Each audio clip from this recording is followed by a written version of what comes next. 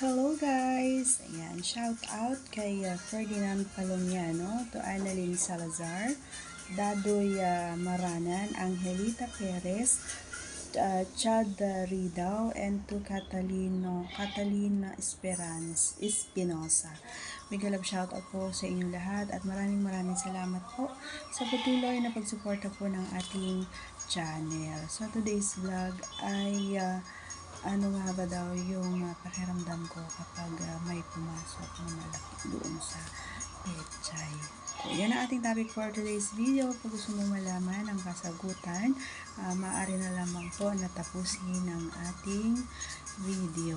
At favor na rin po mga idol, ang video ito ay pakisubscribe naman ang ating channel at pakipindot na rin ang ating tiny notification bell para mag-update po kayo pag meron po tayong mga new upload pictures.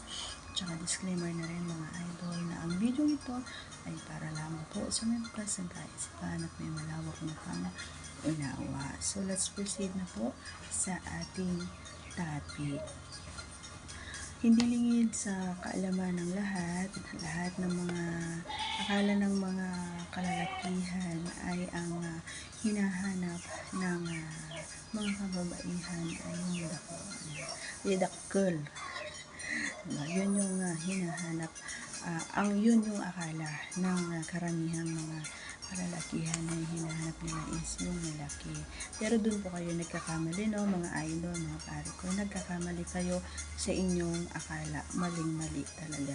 Pero hindi ko sinasabi na lahat din ng mga kababaihan ay hindi yun yung hinahanap. Pero may mga kababaihan din na yun talaga ang gusto. Kasi nga, once na nakatry na sila ng jutes is talaga naman na ang hahanapin na nila is yung dakkel kasi nga yung malaki kasi nga nandun yung pinagkukumpara na ng mga babae, lalo na kapag may mga girls talk, ganyan yung puro babae lang, tapos about yung mga ganyang kwentuhan, so napagkukumpara na nila pagdating sa ganon. So pero sa mga may junjun, huwag po kayo mahihiya kasi nga kami lang naman ang nakakaalam noon, hindi nyo alam. Charot. So yun nga, pero may mga kababaihan din na talaga yung hanap is talaga naman na yung masasatisfy talaga sila, yung magiging happy sila, yung talaga naman na ramdam nila habang naandun pa lang sa mukha ng pechay is talagang ramdam na nila na talagang yung pinakadulo o yung ulo pa lang junjun is talaga naman na alam nila na mapapaukod o mapapatras sila. So sobrang alam mo yun, at saka alam nila na ang tawag dito na mahigpit, hindi ko mahigpit, medyo masikip, ayun, habang pumapasok ito sa kanilang pechay. So yun yung mga hinahanap ng mga mangingilan ng mga kababaihan. Pero huwag kayong mag-alala mga boys, hindi lahat ay ganun ang hanap. Kasi may mga friends din naman ako na ang gusto nila is yung tama lang, yung sakto lang. At yung iba naman, gusto rin nila yung maliit lang, kasi lalong-lalo na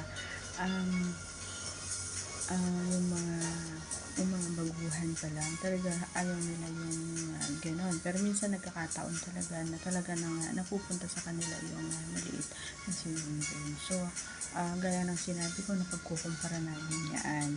So minsan kapag nagkukwento siguro kami na gusto na yung may gusto ng malaki or yung kung gaano ka ito kasarap kapag malaki is talaga naman siguro is mapapaisip na rin na yung may jowa na jutes yung si Junjun. So pero wag kayong mag-alala, may panlaban tayo dyan sa mga jutes dyan. So hindi porket na maliit is wala na kayong panama. Syempre meron yan, idaan nyo sa galing ng romance. Kahit maliit yan, kahit gaano pa kaliit yan, is talaga naman na may mga paraan para mapaligaya at hindi mapapansin ng partner mo. So may mga videos tayo dyan na ng mga posisyon na pwede nyo gawin, lalo na kung kayo ay may maliit na si Junjun. And then, ano nga ba daw, yung tanong ni Idol sa akin is, ano nga ba daw yung nararamdaman o pakiramdam ko kapag malaki. So, as far as may concern, charot, English, yun, ang partner ko ay pinagpala. Ayan. So, pinagmamalaki ko yun. Talaga naman.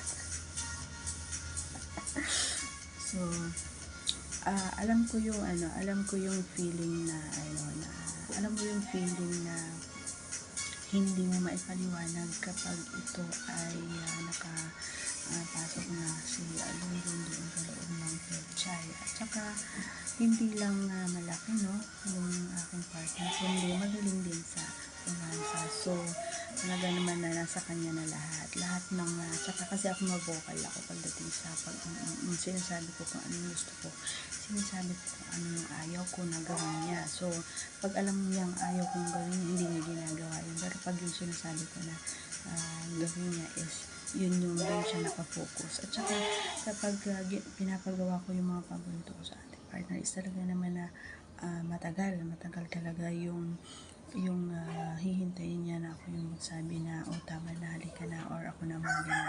Hihintayin niya yun, hindi puro na lang siya sunggad, ganun. So, ang pakiramdam ko kapag ganun is, sa una lang naman siya talaga medyo makdi or masakit kapag sa una. Pero, sa makailang baon na siya or makailang labas-pasok na siya doon sa pechay is talaga naman, syempre kapag sa galing ba naman ng partner ko na kumain, sa galing ng partner ko na nagmamahal, so talaga naman na may lumalabas talaga sa pechay ko. So, ibig sabihin pag ipinasok na yung is talaga naman na medyo nadulas na. So, hindi na ako nag-aalaman na ipasok niya kahit ito ay malaki. Talagang komportable na rin ako kasi alam ko na hindi siya dry or hindi siya tuyo. So, okay lang. And talaga naman na idinadahan-dahan niya gaya ng utos ko sa kanya. Gaya ng sinasabi ko sa kanya, dahan-dahan mo lang para mas masarap o mas ma-enjoy, kumbaga. Para mas ma-enjoy din yung paglabas-masok niya doon kay pechay. Kasi kapag binibilisan mo, para ka naman nagmamadali. So, kailangan mong i-enjoy yung moment pang pang-baon, diba?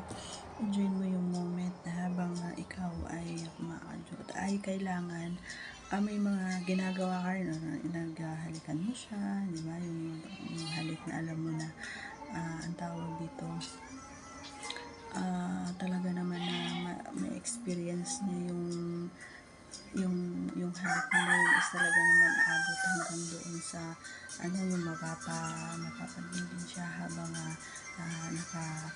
nakapasok si Junjun doon sa pechay mo, diba? Ganun yung ginagawa niya, mga idol. So, wala akong ibang masabi kundi masura, yun lang. At talagang gusto ko talaga malaki. Hindi ko gusto yung maliit. Kahit gaano ka pa kagaling sa romansa, hindi ko gusto. Gusto ko talaga malaki. So, tuloy ako. Yun yung aking kasagutan. So, yun sa nagtanong noon, sana ay nagustuhan mo ang aking sagot. And once again, pa-subscribe po ang ating channel. Pakipindot po ang ating tiny notification bell para ma-update po kayo pag meron po tayong mga new upload videos. Ayan, God bless everyone. See you on our next vlog. Bye-bye.